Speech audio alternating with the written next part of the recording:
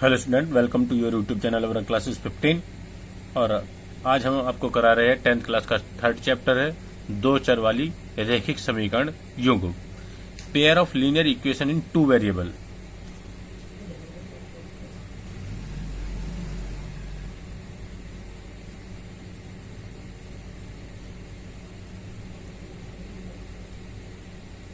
Variable यानी अब हम इस चैप्टर में किसके बारे में पढ़ेंगे? दो चर हो गए हमारे पास। चर क्या होते हैं? X Y Z A B C D, जिनकी वैल्यू हमें फाइंड नहीं होती, यानी जिनका मान स्थिर नहीं होता, उसे बोलते हैं हम चर राशि। उसे क्या बोलते हैं हम? चर राशि। दो तरह की राशि होती है, सभी ने पढ़ा हुआ है, चर राशि और अचर राशि। एक चर राशि होती है, एक अचर राशि होती है। तो चर राशि कैसी होती है? एक्स वाई जेड ABC, ये चर राशि होती है। और अचर राशि क्या होती है हमारी? 1 2 3 4, ये अचर राशि होती है। छोटा इंट्रोडक्शन के लिए बता रहे हैं, क्योंकि ये सब चीज आपको हम पहले भी बता चुके हैं, पिछले वाले चैप्टर में भी। तो हम यहाँ पर किसके बारे में पढ़ेंगे? दो चर वाली और रेखिक, यानी दो चर हो गए, एक्स और वाई हो गए, और कैसी होगी उसकी समीकरण? रेखिक। रेखिक कब होती है? जब x और y की वैल्यू पावर घात कैसी हो? 1 हो, तो वो समीकरण हमारी क्या कहलाती है? रेखिक समीकरण कहलाती है। तो अब देखिए भाई, दो चर वाली रेखिक समीकरण से पहले आप समझ सकते हैं बहुपद क्या होता है और समीकरण क्या होता है। तो बहुपद आप सभी पढ़ चुके हैं। जैसे हम लिख देते हैं x² + 5x + 2, तो ये क्या होता है? हमारा बहुपद होता है। और समीकरण क्या होती है? हम लिख दे x² + 5x + 2 = 0। यदि हम बराबर में 0 लिख रहे हैं तो वो फिर क्या कहलाएगी? हमारी समीकरण। और यदि हम लिख रहे हैं इसी तरह से इक्वल में नहीं लिखते, तो फिर वो कहलाता है हमारा बहुपद। क्या कहलाता है हमारा? वो बहुपद कहलाता है। तो क्लियर होगी बात समीकरण की और बहुपद की। तो अब हम किसके बारे में पढ़ेंगे? यहाँ दो चर वाली, यानी एक्स और वाई मान लो, या जेड टी ले लो, कोई भी दो चर हो सकते हैं, उनमें से दो चरों की और रेखिक समीकरण बनाएंगे। तो मान लो x + y + 2 = 0। इस तरह की समीकरणों के बारे में हम यहाँ पर पढ़ेंगे। देखो, x और y दो चर हो गए, रेखिक भी है क्योंकि दोनों की पावर क्या है? 1 1 है। ठीक है, तो इस तरह से अब दो चर वाली रेखिक समीकरण को हल करने के लिए हमारे पास यहाँ पर इस चैप्टर में 4 मेथड हो गए। ठीक है, यानी एक तो ये होगी रेखिक समीकरण, एक और कोई रेखिक समीकरण होगी, उन दोनों को हल करने के लिए यहाँ पर किसका करना है हमें? युग्म। यानी एक समीकरण ये और दूसरी समीकरण कोई हमारी x - y + 2 भी हो सकती है। ऐसी समीकरणों को हल करने के लिए, दो समीकरणों को हल करने के लिए हमारे पास यहाँ पर 4 मेथड हो गए। पहला मेथड क्या होगा? ग्राफीय विधि, जो इस चैप्टर में हम पढ़ेंगे वो 4 मेथड पढ़ेंगे दो चर वाली रेखिक समीकरणों को हल करने के लिए। पहला मेथड का होगा ग्राफीय विधि, सेकंड हो जाएगा आपका प्रतिस्थापन विधि, थर्ड हो जाएगा आपका विलोपन विधि, और फोर्थ हो जाएगा आपका व्रज गुणन विधि। तो इन 4 मेथडों के बारे में हम पढ़ेंगे। तो सबसे पहला हमारा फर्स्ट मेथड होगा ग्राफीय विधि, यानी ग्राफीय विधि से दो चर वाली रेखिक समीकरण को हम कैसे हल करते हैं वो देखेंगे। तो पहले हम एक एग्जाम्पल लेते हैं और उसके थ्रू बताते हैं आपको कि हम किसी भी रेखिक समीकरण का ग्राफ किस तरह से खींचते हैं। ठीक है स्टूडेंट, तो देखिए हमने एक एग्जाम्पल लिया। क्या ले लिया? ले लीजिए आप 2x + y - 6 = 0, और इसका हमें क्या खींचना है? ग्राफ खींचना है। इसका क्या खींचना है? ग्राफ। इसका ग्राफ खींचना है हमें। ठीक है, तो इसका ग्राफ खींचने के लिए क्या करते हैं हम? सबसे पहले कोई भी चर को, एक चर को कोई से को यहीं पे रखेंगे इधर ही, और बाकी सारा पोर्शन दूसरी तरफ ले जाएंगे इक्वल के। तो 6 को उधर ले जाते हैं तो माइनस का 6 उधर जाके प्लस का हो जाएगा, और 2x उधर जाके हमारा माइनस का हो जाएगा। तो y बराबर क्या हो गया हमारा? 6 - 2x हो गया। अब यहाँ पर हम x की वैल्यू पुट करेंगे और y की वैल्यू सोल्व करते रहेंगे। तो हम रख लेते हैं पहले माना x इक्वल टू 0 रखने पर, देखिए y बराबर क्या आ जाएगा 6 माइनस 2 मल्टीप्लाई 0, तो y इक्वल टू आ गया आपका 6। ठीक है स्टूडेंट। इसी तरह से अब x बराबर 1 रखने पर,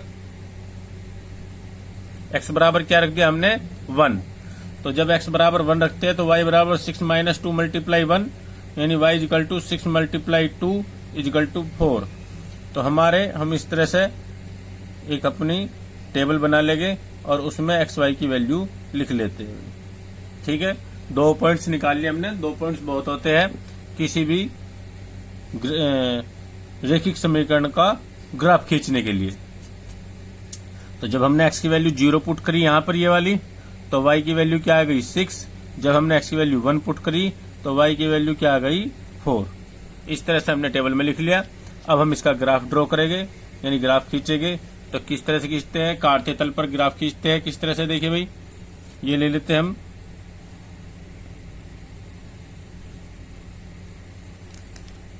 ये आपका x अक्ष है, x अक्ष बोलते हैं इसको।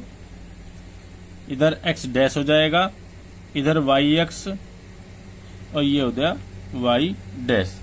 ये क्या हो गया हमारा y डैश हो गया। इसको बोलते हैं x अक्ष और इसको बोलते हैं इस लाइन को y अक्ष।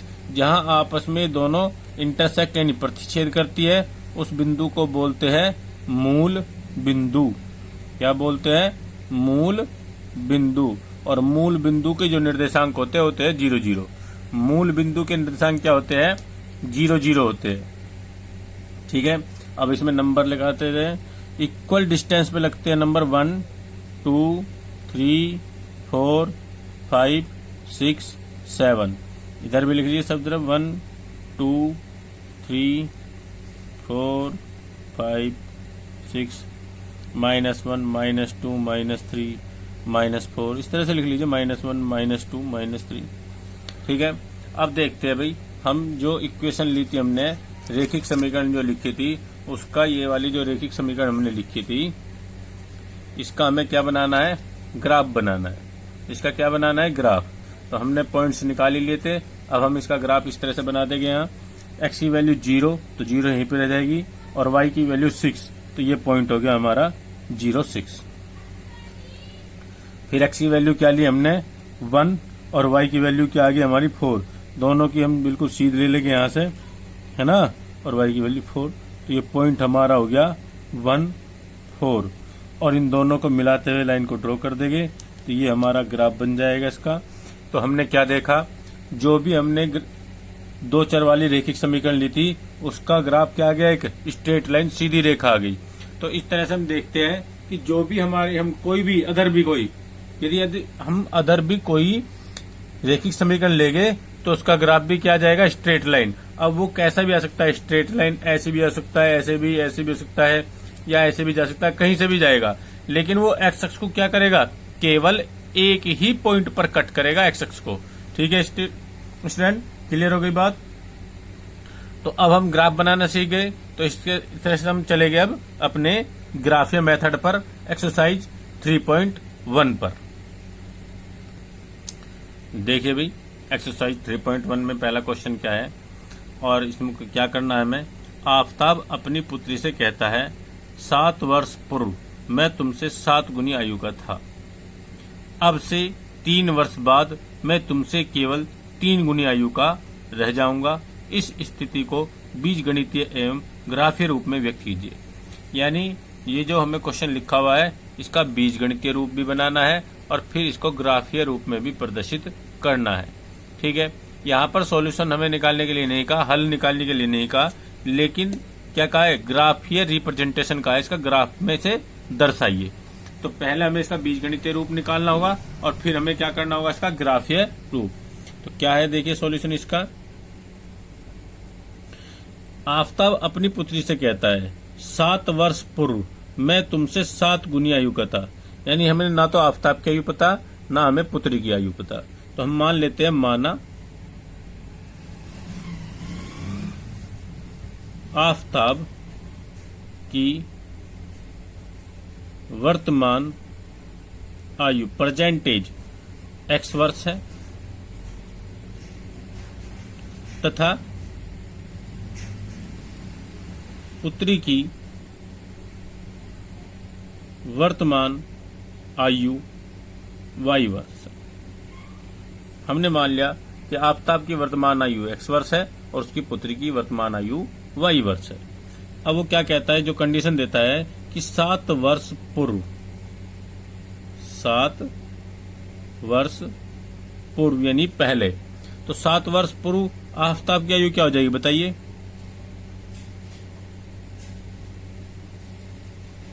भाई 7 वर्ष पहले आफताब की आयु 7 साल कम होगी तो x माइनस 7 हो जाएगी। और पुत्री की आयु कितनी हो जाएगी बताइए, पुत्री की भी 7 वर्ष कम हो जाएगी, y माइनस 7 हो जाएगी। यानी 7 वर्ष पूर्व ये एज होगी आफताब की, होगी उसकी पुत्री की। क्या कहता है, 7 वर्ष पूर्व मैं तुमसे 7 गुनी आयु का था, यानी आफताब की आयु पुत्री की आयु के क्या थी, 7 गुना थी, 7 गुना थी। इस तरह से कह रहा है कि वो कहता है कि मैं तुमसे 7 गुनी आयु का था, यानी यदि उसकी पुत्री की आयु 7 है, 7 साल है, तो उसकी आयु 49 साल थी, 7 गुनी आयु का हो गया। तो यानी यदि मैं इसमें 7 की गुणा करूं दोनों बराबर हो जाएंगे, नहीं हो जाएंगे। इसी तरह से कह रहा है वो कि मैं तुमसे कितने गुना हूं, 7 वर्ष, यानी आफताब की आयु इक्वल टू 7 गुना पुत्री की आयु। पहली कंडीशन में ये कहा उसने। तो यहां से सोल्व कर लेंगे और एक हमारी समीकरण बन जाएगी बीजगणितीय समीकरण। x माइनस 7 बराबर 7 के अंदर मल्टीप्लाई करेंगे 7y माइनस 7 7 49, 49। इस 7y को भी इधर और 49 को भी इधर ले जाएंगे, बराबर से इधर ले जाएंगे। तो x माइनस 7 माइनस के 7y और प्लस का होगा 49 इक्वल टू 0। तो x माइनस के 7y 49 में से 7 माइनस हो जाएगा तो 42 बनेगा इक्वल टू 0। ये इक्वेशन हमारी पहली आ गई। अब आगे क्या कहता है इसी क्वेश्चन में हो, ये तो हमने यहां तक की पढ़ा। अब कहता है अब से 3 वर्ष बाद, अब प्रेजेंट से 3 वर्ष बाद, देखिए भाई 3 वर्ष बाद, 3 वर्ष बाद क्या होगा, आफताब की आयु बताइए 3 वर्ष बाद कितनी हो जाएगी,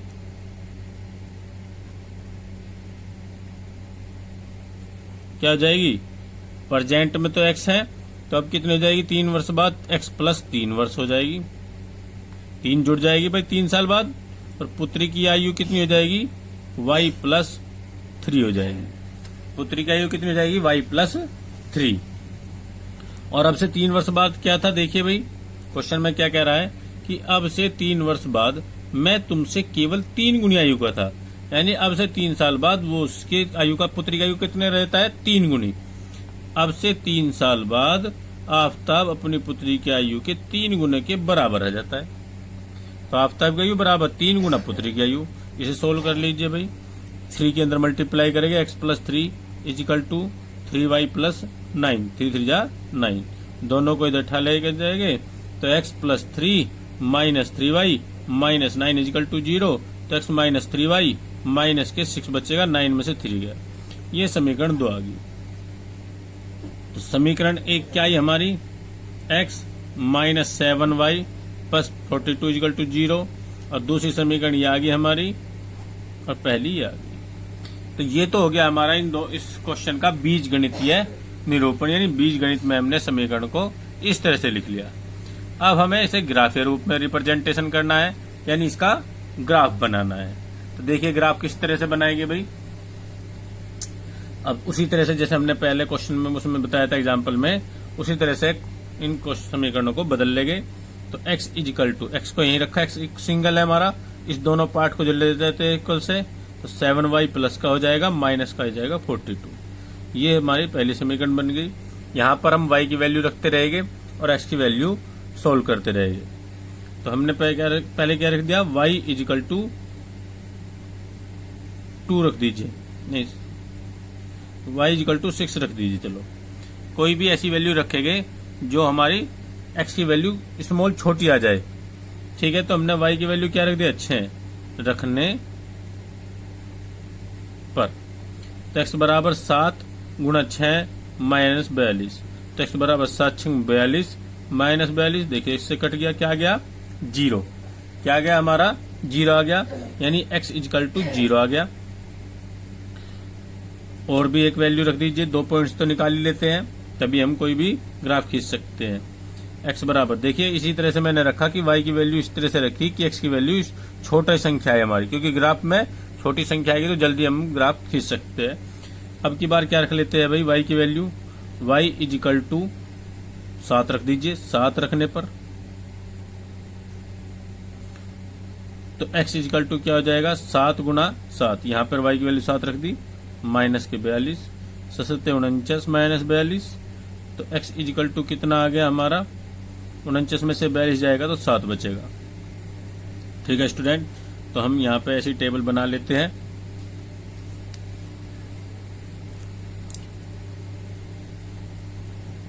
x y, ठीक है स्टूडेंट, और x की वैल्यू पुट करी थी हमने पहले, 0 आई हमारी तो y की वैल्यू 6 थी, जब x की वैल्यू 7 आई तो वैल्यू की वैल्यू भी 7 थी। ये हमने बना लिया। अब दूसरा भी देख लेते हैं, इसको भी सोल्व कर लेते हैं, दूसरी समीकरण को। इसमें क्या करते हैं, इसमें भी x को यहीं रख लेते हैं और 3y उधर जाके प्लस का हो जाएगा, 6 भी हमारा उधर जाके प्लस का हो जाएगा, बराबर से इधर ले गया हम। समीकरण 2 को हल कर रहे हैं हम। ठीक है, अब यहां पर भी y बराबर 0 रखने पर x बराबर क्या आ जाएगा, देखिए 3 मल्टीप्लाई 0 प्लस 6, तो x इक्वल टू 6 आ गया हमारा।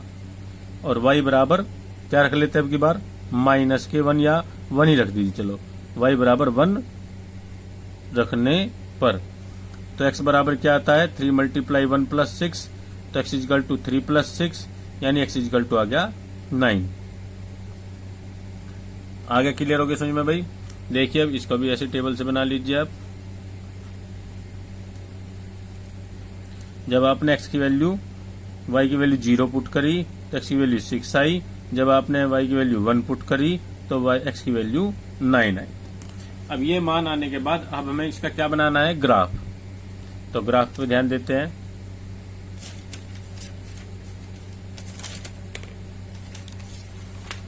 देखिए पॉइंट्स यहां कर लेते हैं अपने और ग्राफ बना देते हैं। तो सबसे पहले हमें क्या करना होगा, काटे तल में एक्स एक्स और वाई एक्स लेने होंगे। ये एक्स एक्स हो गया, वाई एक्स हो गया। ठीक है स्टूडेंट, ये आपका एक्स एक्स है और ये वाई एक्स है। अब इसमें पॉइंट रिप्रेजेंट कर लेते हैं इक्वल डिस्टेंस पर, बराबर दूरी पर पॉइंट लिखते हैं। 1 2 स्केल रख के कर सकते हैं आप, 3 4 5 6 7 8 9 10, क्योंकि हमारा 9 भी आ रहा है ना इसमें, इसलिए हमने 9 10 तक की लिख लिए। 1 2 3 4 5 6 7 8 9 -1 -2 -3 -4 -5, इनको कम लिख लेते हैं। इधर फिर -1 -2 -3 -4 -5, क्योंकि माइनस में हमने नंबर नहीं चलाया है, माइनस में हमने कोई वैल्यू नहीं पुट करी, इसलिए इस तरह से रख लिया। अब देखिए नंबर को लिखते हैं, पॉइंट्स दर्शाते हैं। ये पहली इक्वेशन का है, ये फर्स्ट इक्वेशन के पॉइंट है, ये सेकंड इक्वेशन के पॉइंट है।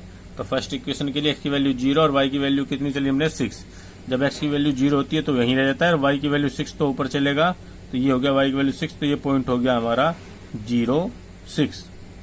ठीक है स्टूडेंट, अब दूसरा पॉइंट है 7 7, x की वैल्यू 7, y की वैल्यू भी 7 है, तो x की वैल्यू 7 यहाँ होगी, इसकी सीध ले लेंगे हम, और y की वैल्यू 7 यहाँ से, दोनों से सीध लेके इस तरह से ये पॉइंट हमारा हो गया 7 7, और इन दोनों को मिलाते हुए ड्रॉ कर देंगे स्केल से, तो ये हमारा पॉइंट मिल गया। ये हमारी पहली इक्वेशन की ग्राफ खिंच गया। किसका, पहली इक्वेशन का हमने यहाँ पर ग्राफ ड्रॉ कर लिया। ठीक है, अब सेकंड इक्वेशन का ग्राफ ड्रॉ कर लेते हैं। तो देखते हैं सेकंड इक्वेशन के लिए x की वैल्यू 6 है और y की वैल्यू 0 है। ठीक है स्टूडेंट, x की वैल्यू क्या है 6 और y की वैल्यू 0, तो यही पॉइंट हो गया हमारा। x की वैल्यू 6 चल जाए, y ऊपर नहीं चलेगा तो यही रह जाएगा। फिर x की वैल्यू 9 और y की वैल्यू क्या है हमारी 1, 9 और 1 दोनों की चीज ले लेते हैं, ये पॉइंट हो गया और इन दोनों को मिलाते हुए भी ड्रॉ कर लेते हैं इस तरह से। ये हमारा ग्राफ खींच गया इसका और इस तरह से हम इनका ग्राफ खींच सकते हैं। देखिए हमें इस क्वेश्चन में केवल बस ये कहा है कि ग्राफ से रिप्रेजेंटेशन कीजिए इन इक्वेशनों का, समीकरणों का और बीजीय गणित, लेकिन हमें यहाँ हल ज्ञात करने के लिए नहीं कहा, इसलिए हमने यहाँ हल नहीं निकाला है। हल जब हमें कहेगा अगली क्वेश्चनों में तो हम वहां पर हल भी निकाल लेंगे। तो स्टूडेंट आज हम यहीं पर इतना ही कराते हैं। अगले जब नेक्स्ट देंगे आपको क्लास तो उसमें हम इसका नेक्स्ट क्वेश्चन भी कराएंगे। Thank you for